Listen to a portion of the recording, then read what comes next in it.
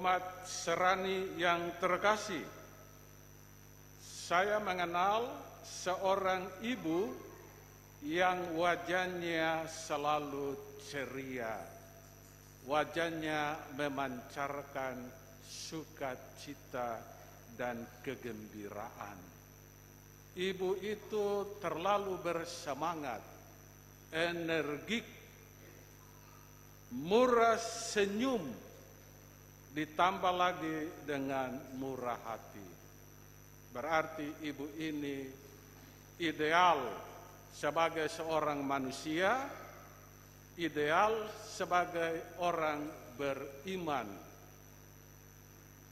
Lengkaplah memang ibu ini. Saya tahu ibu itu seperti ibu-ibu yang lain, tentu mereka mempunyai banyak masalah. Mungkin juga mereka punya utang piutang. Namun demikian, ibu itu tetap gembira, tetap tegar dan kuat menjalani hidup ini.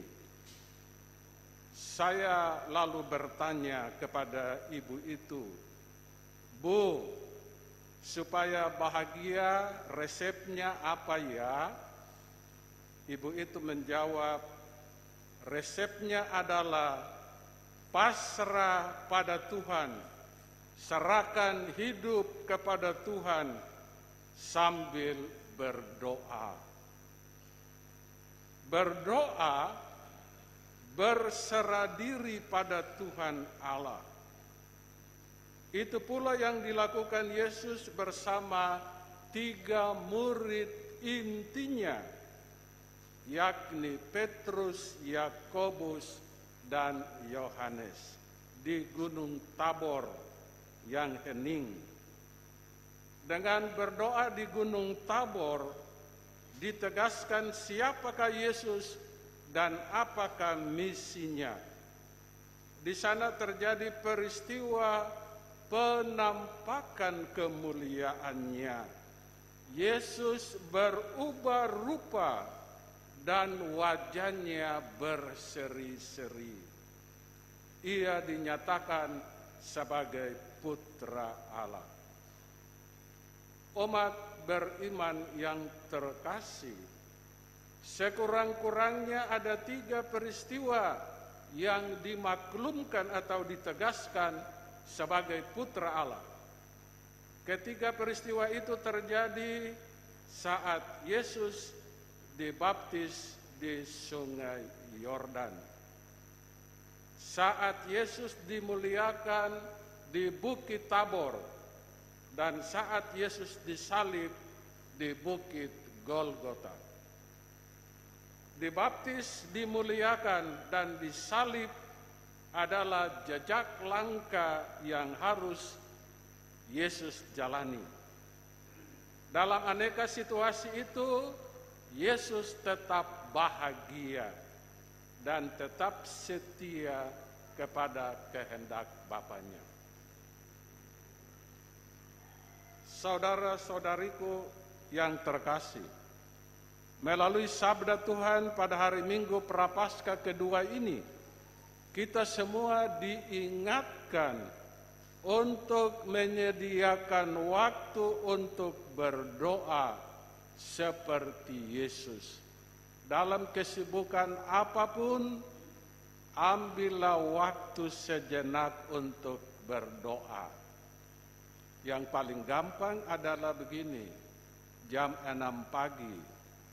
Kita mungkin ada yang bangun sudah jam 4 seperti saya, biasanya tiap hari jam 4 pagi sudah bangun. Lalu berdoa, memang sebelum bangun itu berdoa dulu. Bangun, mengucap syukur, terima kasih pada Tuhan sudah menyambut hari baru, masih bisa hidup. Lalu berdoa kepada sesama manusia yang minta doa dari saya. Habis itu gerak badan, mandi, lalu jam 6 berdoa lagi. Doa Angelus, Maria menerima kabar dari malaikat Tuhan. Habis itu coba ambil waktu lagi jam 12 siang. Meskipun mungkin duduk di pasar, di kantor, sibuk apapun, jam 12 berhenti sejenak, ambil waktu untuk berdoa. Kemudian jam 3 sore, kalau masih aktif, ambil waktu, hening sejenak, doa. Ingat, jam 3 sore, Yesus di atas kayu salib. Lalu jam 3 sore, lalu jam 6. Begitu, lalu waktu sebelum tidur malam. Ya, taruhlah jam 9. Nah, kalau sulit-sulit cari waktu, ya waktu-waktu ini saja. Ambillah waktu-waktu ini untuk berdoa sejenak. Masuk ke dalam batin dan biarkanlah Allah berkomunikasi dengan Allah. Di tengah-tengah karya pelayanannya, Yesus mengkhususkan waktu untuk menyepi, masuk dalam keheningan dan berdoa kepada Bapanya. Inilah yang dikisahkan dalam bacaan Injil hari ini, bagaimana Yesus naik ke Gunung Tabor. Yesus membawa Petrus, Yakobus, dan Yohanes, dan bersama-sama dengan mereka ia naik ke gunung yang tinggi. Saudara-saudari, teladan Yesus ini semakin menegaskan kepada kita betapa pentingnya doa di dalam kehidupan kita. Doa itu kebutuhan rohani. Kalau makan minum itu kebutuhan jasmani. Jadi ini satu kebutuhan. Jadi jangan anggap yang lahiriah saja yang kita butuhkan, tapi yang batinia, yang surgawi, yang rohani, yang ilahi. Ambil waktu hening sejenak dan berdoa. Di tengah kesibukan, seringkali menyita banyak waktu dan tenaga, kita harus berani mengkhususkan waktu untuk berdoa. Kalau selama ini kita merasa masih kurang dalam berdoa, baiklah salah satu bentuk pertobatan dan mati raga di masa Prapaskah ini adalah meningkatkan kualitas doa dan kuantitas doa. Kualitas doa berarti doa semakin bagus, dan kuantitas doa berarti jumlah doa semakin banyak. Kalau mungkin selama ini hanya doa 1 kali saja, misalnya buat niat 3 kah, 4 kali kah, kuantitas doa. Doa yang kita lakukan dengan setia, tekun, dan sungguh-sungguh akan menghasilkan buah dalam kehidupan kita. Sebagaimana dialami oleh Yesus, ia berubah rupa di depan mata mereka dan pakaiannya sangat putih berkilau-kilauan. Doa itu memancarkan kemuliaan dan kesucian.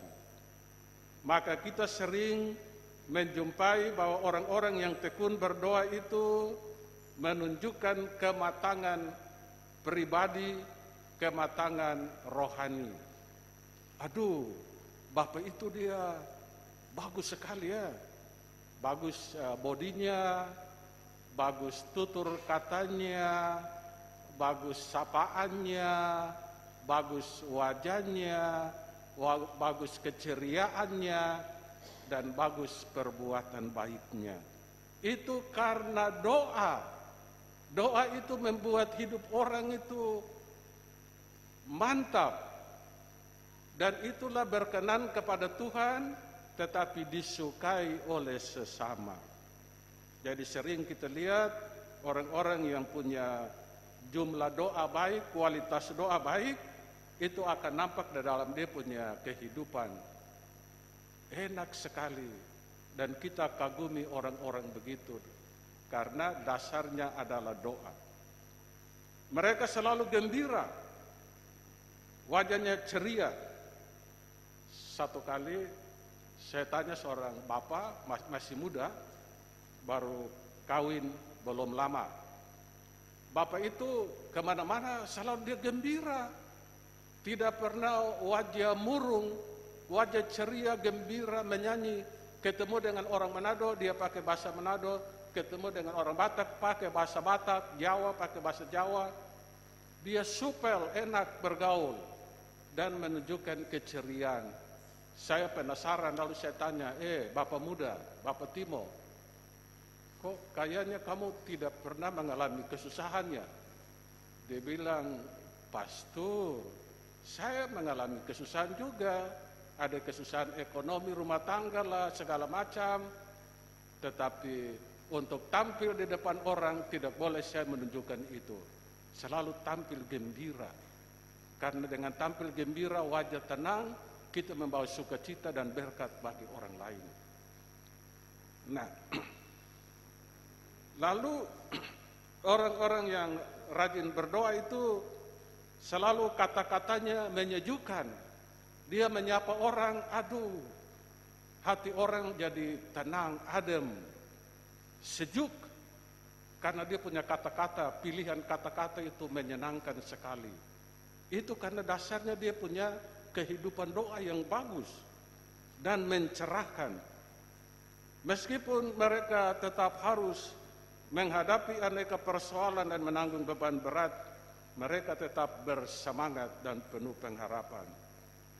Hal ini pun akan kita alami kalau kita semakin tekun berdoa. Ada seorang Nigeria, orang Afrika. Orang Nigeria itu rajin sembahyang sekali. Sebelum orang lain mulai bisa, dia sudah ada di gereja, dia berdoa, habis itu nanti setelah misa, dia pergi ke Gua Maria. Orang Jakarta istilah Plaza Maria. Lalu dia pergi berdoa, habis berdoa dia lihat kalau lingkungan Gua Maria itu kotor, dia sapu, bersihkan. Laki-laki muda, ganteng, badan bagus. Tetapi dia mantap segala-galanya karena dasarnya hidup doa. Dia masuk gereja itu, dia berlutut dengan sopan, hormat, dan sikap sebagai seorang Katolik tulen. Dan itu saya kagumi orang itu. Orang Nigeria datang mencari hidup di Indonesia, di pasar itu, pasar Senen, di pasar Senen juga di pasar Glodok, Mangga Dua, pasar Tanah Abang, grosir. Nah, saudara-saudari, doa juga memberikan serta menjernihkan arah dan tujuan dari setiap langkah hidup kita sebagaimana dialami oleh Yesus. Dalam doanya ia berjumpa dengan Musa dan Elia, dua tokoh penting sejarah keselamatan. Hal ini menegaskan visi hidup Yesus, yakni untuk menyelamatkan manusia. Itulah yang menjadi kehendak Allah. Dengan berdoa kita tahu apa kehendak Allah. Ibu-ibu, kalau memasak, berdoalah. Supaya dengan doa, cinta, dan kasih sayang, makanan ini kalau dihidangkan, suami dan anak-anak makan enak dan sehat, tidak dapat penyakit. Itu juga. Tapi kebanyakan kita masak saja begitu, tidak libatkan Tuhan lagi. Jadi sambil masak itu doa dalam batin, tidak usah berdoa tapi dalam batin saja. Bapa kami kah, 3 kali Salam Maria kah, berdoa semoga makanan ini dapat menyehatkan dan membawa gizi yang baik bagi keluarga. Dan itu seringkali orang lupa itu. Atau sambil berjual di pasar senggol.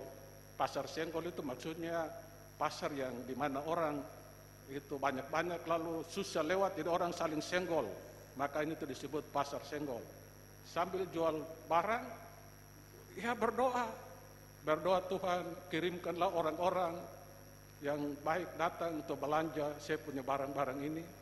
Dan habis belanja, habis orang beli barang, Tuhan berkatilah orang ini dan keluarganya semoga sehat. Kalau pikir-pikir kita bawa dalam doa itu selalu membawa berkat. Doa juga membuat kita memancarkan kebahagiaan bagi orang lain. Aduh, om ini, dia selalu membawa kegembiraan. Kalau dia tidak hadir, ada sesuatu yang kurang atau ada sesuatu yang hilang. Pada saat itu setelah Yesus berdoa, Petrus dan teman-temannya merasakan kebahagiaan sehingga mereka berkata, "Guru, betapa bahagianya kalau kami berada di sini." Artinya doa itu membuahkan kedamaian. Doa itu membuat hati damai dan kebahagiaan sejati. Bahkan kalau kita harus menghadapi beban, persoalan dan derita. Kalau kita sungguh-sungguh menghayati hidup doa, kehadiran kita dalam keluarga, tempat kerja, pergaulan sehari-hari, dimanapun berada, akan membawa kebahagiaan dan kedamaian bagi sesama. Wajah kita menampakkan keteduhan. Orang lihat kita punya wajah saja, hati damai. Jadi nanti kalau kita doa bagus, kita punya wajah berseri-seri, nanti orang bilang, aduh ketemu dengan ibu ini, bapak ini, om ini, tante ini, aduh kita punya hati tenang, lihat wajahnya saja sudah adem, sudah tenang. Kedamaian, kata-kata menghibur dan mencerahkan, itu membawa berkat. Hal senada dengan keyakinan Bunda Teresia dari Kalkuta, buah keheningan adalah doa. Buah doa adalah iman. Buah iman adalah cinta. I love you so much. Aku cinta padamu. I love you bertubi-tubi. Itulah buah iman. Dan buah cinta adalah pelayanan. Jadi orang punya buah dari cinta adalah pelayanan. Melayani lebih subur, itu dari buah cinta. Dan buah pelayanan adalah damai.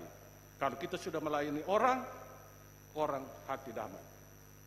Pertanyaannya bagi kita untuk kita renungkan, bagaimana hidup doa saya akhir-akhir ini? Kalau belum, ini kesempatan berahmat di masa prapaskah. Buat niat meningkatkan jumlah doa, semakin rajin doa dan meningkatkan kualitas doa. Berkah dalam Gusti, salam sejuk.